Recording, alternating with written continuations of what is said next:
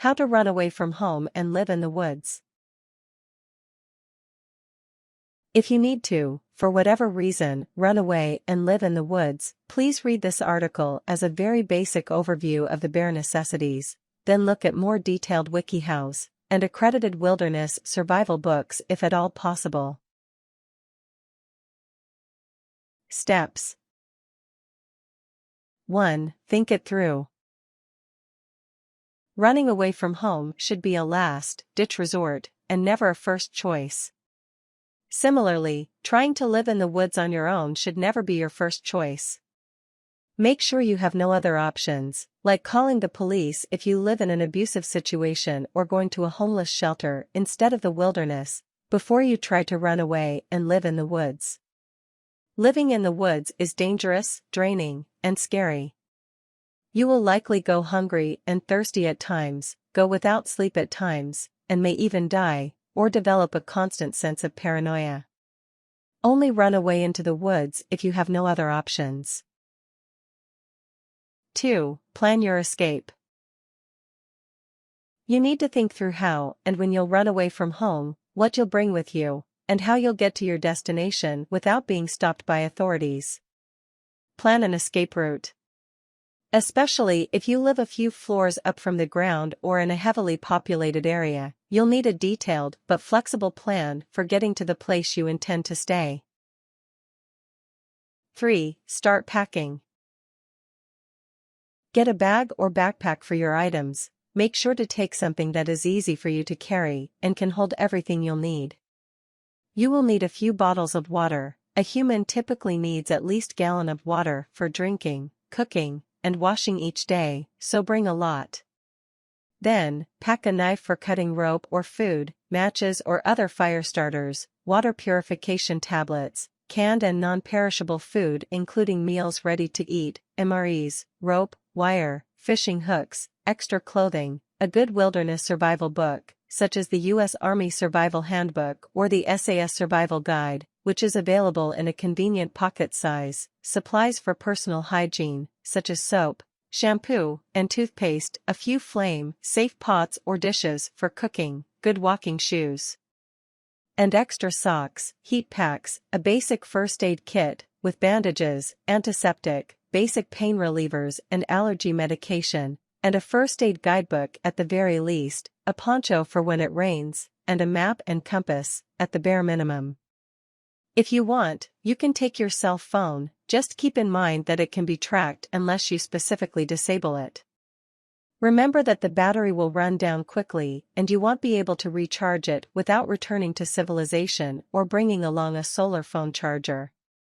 If you bring your phone, you can call for help once you are away from the family members that made you run away. 4. Find shelter. Once you have decided to run away, your top priority is shelter. The most important part of shelter isn't a roof over your head, though. It's something to put between you and the ground when you sleep. A sleeping bag is ideal, but if you don't have the chance to take one with you, use whatever you can, piles of leaves, old newspapers, or a layer of spare clothes spread on the ground, to keep your body as removed from the ground as possible while you sleep. The last thing you need is for the ground to leach your body heat in the middle of the night. Do whatever it takes to ensure you don't sleep on bare ground. Once you have something between you and the ground, go about finding something for shelter from the rain and sun. If you can carry or find a plastic tarp, you can stretch it between two trees and weigh the sides down with rocks. You can also use other materials in your new campsite and make it stronger. Roots can be used as rope and leaves can add to waterproofing. If you're in a cold climate, use piles of leaves against the walls of your shelter or heaped over yourself as insulation. You may want to check out this article on making a survival shelter, https://www.wikihow.com, build a survival shelter. If you are surrounded by snow in the winter, build an igloo type of shelter. You can dig down into the snow and build up the walls around you. Make certain to leave holes for ventilation that won't be blocked by any falling snow, so you won't suffocate.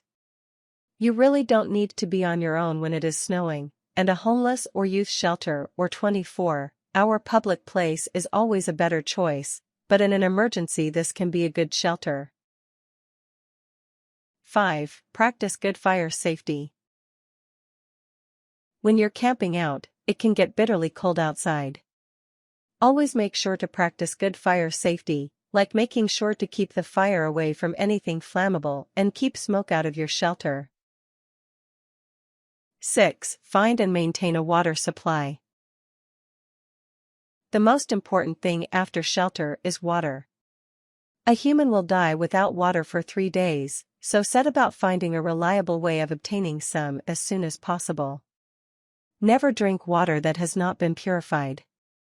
There are several ways of purifying your water. You can boil and filter it, use a solar-powered distiller, or use store-bought water purification methods like a portable water filter or purification tablets. Always follow instructions for store-bought purifiers closely, and if you doubt the safety of the water, don't drink it. Never drink water from sources with a number of dead animals or skeletons around it. The water may be poisonous.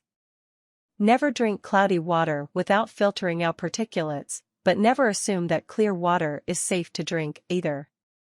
Don't ration your water supply while searching for a new one. Your body can't ration water, and hikers have been known to die with drinkable water left in their canteens.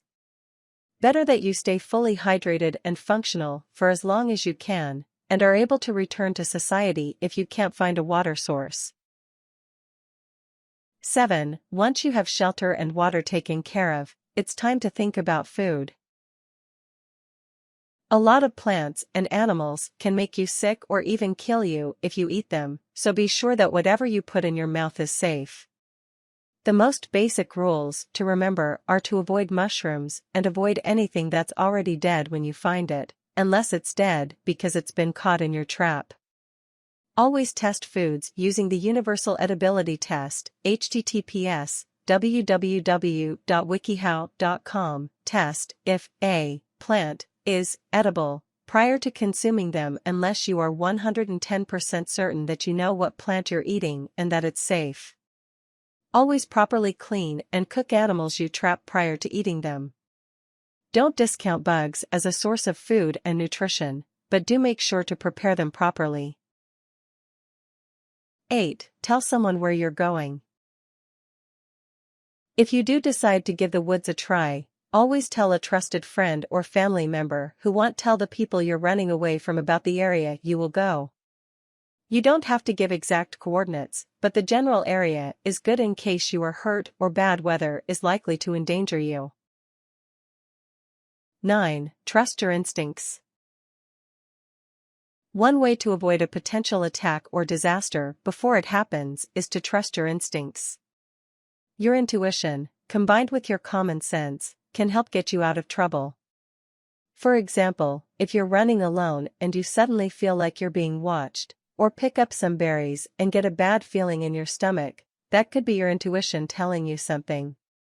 Your common sense would then tell you that it's a good idea to get back to where there are more people around, or drop the berries.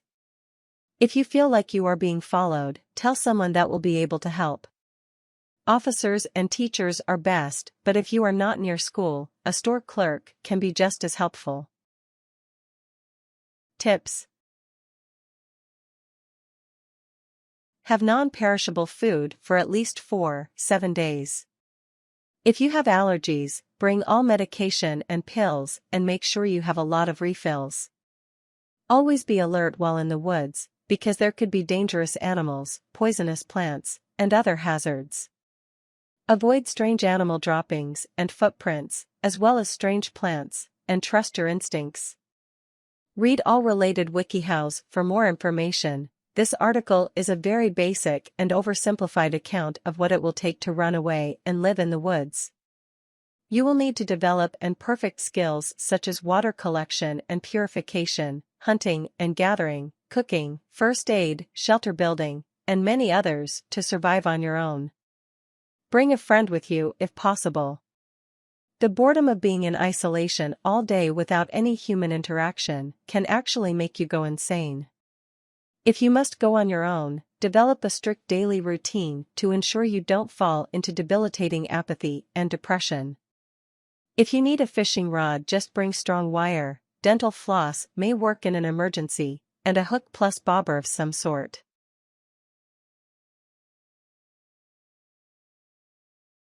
Warnings. There is such a thing as a pervert.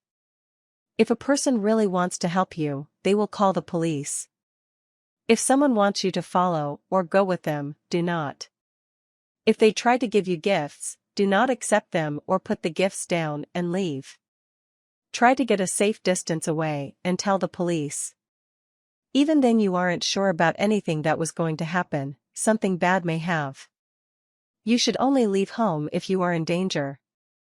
If your family is making you feel like you are going to be hurt, or someone you do not know breaks in, you should have a plan to get away and stay safe when the time is right. Calling for help is better than living in the woods.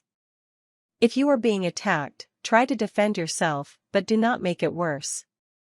If you try to live on your own in the woods, there is a good chance you'll die. There is always a better option than trying to live in the woods by yourself. This information is only provided as a last choice emergency measure. Things.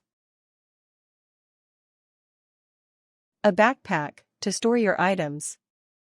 Water, at least 4-6 gallons. Water purification methods, like a portable filter or a container and purification tablets. Non-perishable food, 2-4 weeks. Survival knife or pocket knife. Medicines and tablets and refills to medications. A good survival handbook, such as the U.S. Army Survival Handbook or the SAS Survival Guide. Pick one that has been used by the military government or at least a major organization. You will need many more things than what is listed here. These are just the very basics.